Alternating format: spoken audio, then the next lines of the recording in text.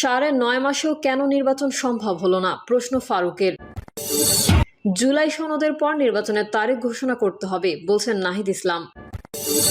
সব দল ডিসেম্বরের মধ্যে নির্বাচনের মতামত দিয়েছে বললেন সালাউদ্দিন আহমেদ। এবং সর্বশেষ জানাবো, পাকিস্তানের কাছে যুদ্ধবিমান হারানোর স্বীকারোক্তি, চাপে মোদী সরকার। এতক্ষণ শুনছিলেন সংবাদ শিরোনাম, এবারে বিস্তারিত। তবে তার আগে অনুরোধ থাকবে আমাদের চ্যানেলটি সাবস্ক্রাইব করে বেল আইকনটি ক্লিক করুন। 9.5 মাসেও কেন নির্বাচন সম্ভব হলো না, প্রশ্ন ফারুকের। বিএনপি চেয়ারপারসনের উপদেষ্টা জয়নুল আবদিন ফারুক বলেছেন, প্রধান উপদেষ্টার মতো একজন গুণী ব্যক্তিকে বাংলাদেশে এমন একটি জায়গায় বসানো হয়েছে যে ব্যক্তিটির 3 মাসের মধ্যে একটি নির্বাচন করার যোগ্যতা ছিল, কিন্তু কেন 9.5 মাস অতিবাহিত হলো। জয়নুল আবদিন ফারুক বলেন, আমি একজন রাজনৈতিক কর্মী হিসেবে নিজের বিবেকের কাছে প্রশ্ন করে নিজেই উত্তর পাই না, কেন আমাদের দলের সব সিনিয়র নেতাদের প্রত্যেকদিন নির্বাচনের কথা বলতে হবে।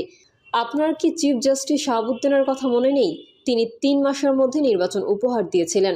আপনাকে 9.5 মাস অতিবাহিত করতে হবে কেন? তিনি বলেন, বাংলাদেশের তরুণ সমাজ রাজনৈতিক দল মিলে যখন একটা ঐক্য সৃষ্টি করলো, ডক্টর ইউনূসের নেতৃত্বে সেই ঐক্যটা বিনষ্ট করা হচ্ছে কেন? কার প্রলোভনে, কার কথায়? শাহাবুদ্দিন নির্বাচন কমিশন সংস্কার করে আইন শৃঙ্খলা পুনর্গঠন করে নির্বাচন দিয়ে দিয়েছিলেন। আজকে আপনিও পারবেন। ফারুক বলেন, নির্বাচন শুধু আমরাই চাই? হিসাব করে দেখেন কয়টা রাজনৈতিক দল নির্বাচন চায়। নির্বাচন চায় বলে আমরা ক্ষমতায় যাব এ কথা তো বলি নাই। আপনারা চাই, আমরা চাই একটি সুষ্ঠু নির্বাচনে একটি দল সরকারে যাবে, সরকার গঠন করবে। তখন তারা সিদ্ধান্ত নেবে যে করিডোর বন্দর দেবে কিনা।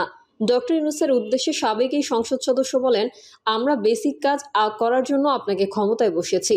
আপনার কাছে আমাদের অনেক আশা, সেই আশা চূর্ণ বিচূর্ণ করে দিচ্ছে কারা, সেটা খুঁজে বের করতে হবে। জুলাই সনদের পর নির্বাচনের তারিখ ঘোষণা করতে হবে বলছেন নাহিদ ইসলাম। জাতীয় নাগরিক পার্টির আহ্বায়ক নাহিদ ইসলাম বলেছেন, জুলাই সনদের পর জাতীয় নির্বাচনের তারিখ ঘোষণা করতে হবে। তার আগে নির্বাচনের তারিখ ঘোষণা করা ঠিক হবে না। চলতি বছর 5ই আগস্টের আগে জুলাই সনদের কার্যকর করতে হবে এবং জুলাই সনদের পরে রোডম্যাপের ঘোষণা করতে হবে। তার আগে নির্বাচনের তারিখ ঘোষণা করা ঠিক হবে না বলে মতামত দেন তিনি বলেন, আমরা বলেছি সুষ্ঠু নির্বাচনের জন্য নির্বাচন কমিশন সংস্কার করা উচিত। নির্বাচন কমিশনকেও পুনর্গঠন করতে হবে। এর আগে অন্তর্বর্তী সরকারের প্রধান উপদেষ্টা ডক্টর মোহাম্মদ ইউনূস ঐকমত্য কমিশনের সঙ্গে সর্বদলীয় বৈঠকে জানান, জাতীয় ঐকমত্য কমিশনের সঙ্গে প্রথম পর্যায়ের বৈঠকে রাজনৈতিক দলগুলোর সঙ্গে যেসব বিষয় ঐকমত্য হয়েছে সেগুলো নিয়ে জুলাই সনদ তৈরি করা যাবে। সব দল ডিসেম্বরের মধ্যে নির্বাচনের মতামত দিয়েছে বলছেন সালাউদ্দিন আহমেদ। প্রধান উপদেষ্টার সঙ্গে বৈঠকে সব রাজনৈতিক দল ডিসেম্বরের মধ্যে নির্বাচনের বিষয়ে মতামত দিয়েছেন বলে জানিয়েছেন বিএনপির স্থায়ী কমিটির সদস্য সালাউদ্দিন আহমেদ। সালাউদ্দিন আহমেদ বলেন, ডিসেম্বরের মধ্যেই নির্বাচন করা সম্ভব। আজ সব রাজনৈতিক দল ডিসেম্বরের মধ্যে নির্বাচনের জন্য মতামত দিয়েছে। সংবিধান ছাড়া এমন কোনো নির্বাচন সংক্রান্ত সংস্কার নেই যা ডিসেম্বরের মধ্যে বাস্তবায়ন করা সম্ভব নয়। তিনি বলেন, আমরা মনে করি ডিসেম্বরের ভেতরে জাতীয় নির্বাচন অনুষ্ঠান করা সম্ভব। আগেই জরুরি ভিত্তিতে যে সমস্ত সংস্কার করা প্রয়োজন, বিশেষ করে নির্বাচনমুখী সেই সমস্ত সংস্কারগুলোকে চিহ্নিত করে আমরা ঐকমত্যের মাধ্যমে সেগুলো বাস্তবায়ন করি। এমন কোনো সংস্কার নেই যেগুলো 1 মাসের মধ্যে বাস্তবায়ন করা সম্ভব হবে না। সংবিধান সংশোধন ছাড়া অন্যান্য সব সংশোধন যেগুলোর বিষয়ে সংস্কার প্রস্তাবে সবাই একমত, সেগুলো নির্বাহী আদেশের মাধ্যমে 1 মাসের মধ্যে বাস্তবায়ন করা সম্ভব বলে মনে করেন সালাউদ্দিন আহমেদ। সুতরাং নির্বাচন ডিসেম্বরের পরে যাওয়ার মতো একটিও কারণ উল্লেখ করার মতো নেই বলেন বিএনপির সর্বোচ্চ নীতি নির্ধারণী ফোরামের স্থায়ী কমিটির সদস্য সালাউদ্দিন আহমেদ। তিনি এই প্রসঙ্গে আরও বলেন, এই বিষয়টা আমরা বোঝাতে সক্ষম হয়েছি এবং আবারও সেই পন্থায় প্রস্তাব দিয়েছি। আজকে অধিকাংশ রাজনৈতিক দলের বক্তব্য আমরা দেখলাম। ডিসেম্বরের আগে নির্বাচনের জন্য সবার প্রস্তাব আছে। প্রধান উপদেষ্টা সেটি বিবেচনা করবেন। আশা করি তিনি জাতীয় ঐক্যের প্রতীক হিসেবে নিরপেক্ষভাবে সেই ভূমিকা পালন করবেন। সংস্কার নিয়ে মতৈক্যের বিষয়ে সালাউদ্দিন আহমেদ বলেন, দ্বিতীয় পর্যায়ের আলাপ আলোচনার মাধ্যমে মনে হয়েছে কিছু কিছু জাতীয় গুরুত্বপূর্ণ বিষয়ে তারা একমত হওয়ার জন্য সব দলের সঙ্গে আলোচনা করবেন। হয়তোবা আমরা জাতীয়ভাবে সব বিষয়ে একমত পোষণ করতে পারবো না, এই হচ্ছে গণতন্ত্রের সৌন্দর্য। কিন্তু আমরা আলাপ আলোচনা করব। কোথাও আমরা একমত হতে পারবো, কোথাও আবার একমত হওয়ার কাছাকাছি আসতে পারবো। এভাবেই একটি জাতীয় ঐকমত্য তৈরি সৃষ্টি হবে। পাকিস্তানের কাছে যুদ্ধবিমান হারানোর স্বীকারোক্তি, চাপে মোদী সরকার। অপারেশন সিঁদুর চলাকালীন পাকিস্তান ভারতের যুদ্ধবিমান ধ্বংস হয়েছিল কিনা এই নিয়ে এতদিন জল্পনা চলছিল ভারতে, আর সেটিরই ইতি টেনেছেন দেশটির সেনা সর্বাধিনায়ক অনিল চৌহান। এতে বিরোধীদের সমালোচনায় বিদ্ধ হচ্ছে নরেন্দ্র মোদী সরকার।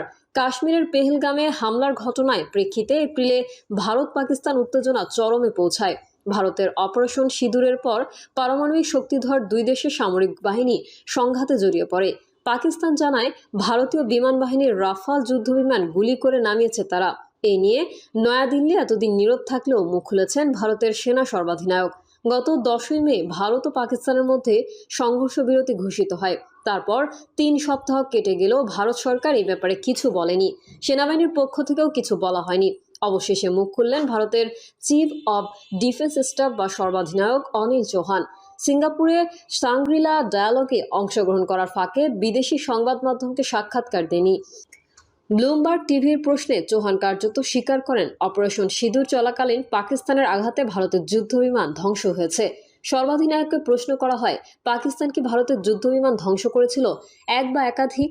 এই প্রশ্নের সরাসরি উত্তর দেননি চৌহান। তিনি বলেন, আমাদের কাছে যুদ্ধবিমান ধ্বংস হওয়া বা তার সংখ্যা গুরুত্বপূর্ণ নয়, কেন সেটা ধ্বংস হলো সেটা গুরুত্বপূর্ণ। সাংবাদিক প্রশ্ন করেন, তার মানে অন্তত একটি ভারতীয় যুদ্ধবিমান পাকিস্তানের হামলায় ধ্বংস হয়েছিল? এর জবাবে সংক্ষেপে বলেন চৌহান। আর তার ভাষায়, গোটা ঘটনার ইতিবাচক দিক, আমরা কৌশলগত ভুলটা দ্রুত ধরে ফেলেছি। ভুল সূত্রে নিয়ে 2 দিনের মধ্যে আবার নতুন কৌশল প্রয়োগ করেছি। ব্লুমবার্গের সাংবাদিকদের সরাসরি প্রশ্ন করেন, পাকিস্তান দাবি করেছে তাদের হামলায় ভারতের অন্তত 6টি যুদ্ধবিমান ধ্বংস হয়েছে, এটা সত্যি? এই প্রশ্নের জবাবে পাকিস্তানের দাবি খারিজ করে দেন চৌহান। সেনা সর্বাধিনায়কের মন্তব্য সামনে আসার পরে বিরোধীরা নিশানা করেছে মোদী সরকারকে। তারা প্রশ্ন তুলেছে গোপনীয়তা নিয়ে। দেশবাসীকে এই বিষয়ে না জানানোর উদ্দেশ্য নিয়েও সমালোচনা করেছেন তারা। দেশের মানুষের আগে বিদেশি সংবাদ মাধ্যমকে তা কেন জানানো হলো তা নিয়ে প্রশ্ন তুলেছেন তৃণমূলের রাজ্যসভার সাংসদ সাগরিকা ঘোষ। তিনি সমাজ মাধ্যমে প্রশ্ন করেন, বিদেশি সংবাদ মাধ্যম কেন প্রথমে এই খবর বের করবে? এই তথ্যগুলো কেন প্রথমে ভারতীয়দের, দেশের সংসদকে এবং জনপ্রতিনিধিদের জানানো হয়নি? কংগ্রেস সভাপতি মল্লিকার্জুন খাড়গের বক্তব্য, সর্বাধিনায়কের মন্তব্য নিয়ে আলোচনা করা উচিত সংসদের বিশেষ অধিবেশনে। কেন্দ্রীয় সরকার গোটা দেশকে বিভ্রান্ত করেছে। যুদ্ধ নিয়ে ধোঁয়াশা এখন অনেকটাই স্পষ্ট। কেন্দ্রীয় সরকারকে আক্রমণ করে তিনি বলেন, আমাদের পাইলটরা নিজেদের জীবন বিপন্ন করে শত্রুদের বিরুদ্ধে লড়াই করেছেন। আমাদেরও কিছু ক্ষয়ক্ষতি হয়েছে। আমরা পাইলটদের সাহসিকতাকে কুর্নিশ জানাই। কংগ্রেসের দাবি, কার্গিল যুদ্ধের পরে যেভাবে পর্যালোচনা কমিটি তৈরি করা হয়েছিল, ঠিক সেভাবে একটি বিশেষজ্ঞ কমিটি গঠন করা হবে। তারা যুদ্ধকালীন প্রস্তুতির তদন্ত করে দেখবে। এছাড়াও কংগ্রেস সহ বিরোধীদের প্রশ্ন রয়েছে যুদ্ধবিরতি ঘিরে। যুক্তরাষ্ট্রের প্রেসিডেন্ট ডোনাল্ড ট্রাম্পের মধ্যস্থতায় ভারত ও পাকিস্তানের মধ্যে সংঘর্ষ বিরতি হয়েছে কিনা এ নিয়েও সরকারের জবাব চাইছে তারা।